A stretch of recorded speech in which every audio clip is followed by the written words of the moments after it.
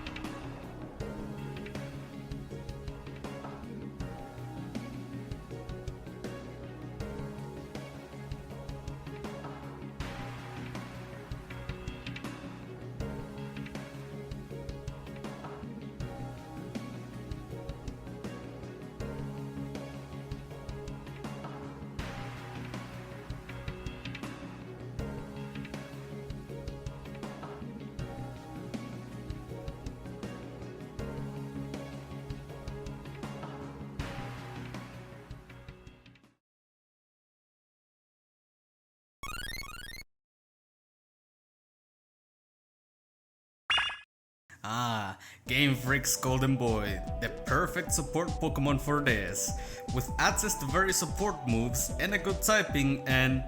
No, you know what? This place could use some sprucing up. Let's redo this, hang on, give me a second.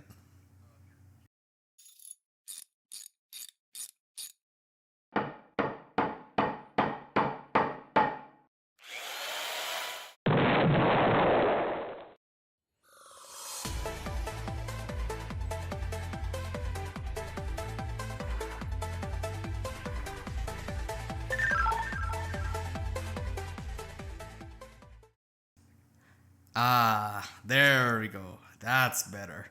Now then, let's get started for real. When it came to Pokemon Day announcements, I was expecting maybe one new 7-star to get announced, and we treat it as a sort of bonus episode if we ended up doing it, but 12 new 7-star raids. I would have laughed at you if you told me that many were getting announced before the stream, and yet here we are. So if we end up doing all of them, then welcome to Season 2 I suppose. Now let's get to actually talking about the current raid. The Paldea starters had been speculated on for a long time, and I was very curious to see what they'd do with these raids if they went ahead with them. To start, Meowscarada does not disappoint, and it's the one that I was fearing the most out of the three. Flower Trick on its own is a pretty scary move. It's got a pretty good base power that's boosted even further by the guaranteed critical hit. Said guaranteed critical hit, of course, bypasses stat changes, so that was something to be mindful of. Now top all of that with the fact that it's got a Terra Grass boost, and Meowscarada is essentially throwing around mini nukes. It's fast too, so chances are it will get attacked before us, and thus before we could get the Shell Bell recovery. The support Pokemon was going to either need a healing move or a good typing to be able to withstand the incoming attacks. Thankfully, Game Freak's Golden Boy has exactly what we need here. It quad resists grass, so Flower Trick is a non-issue for it. And as I mentioned already, critical hits ignore stat changes, but they don't ignore status effects. So we needed a way to burn Meowscarada to reduce its damage effectively. Luckily for us, Charizard gets access to Scorching Sands to burn through the shield, and to further reduce damage of other moves, we had Breaking Swipe. As for the strategy with it, we resorted to a classic strategy here, playing with Lancet Berry. The idea was to let Salazzle use Belch without actually needing to hold the berry. I consider other berries here instead of Lancet, such as the Petaya Berry to give it a +1 special attack boost, but the problem was that Meowscarada would have cleared it pretty early on. We could have gone with a Citrus Berry for healing, but I felt Lancet was better in the long run. Now, as for the lady, Salazzle was Sapphire's idea, and thankfully Salazzle also quad resists Flower Trick.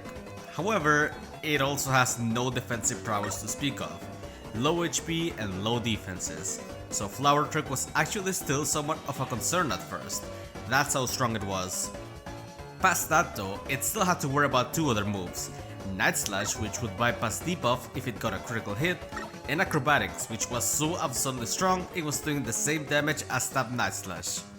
So keeping Salazzle alive was going to be a bit of a challenge if we weren't careful with damage control and healing.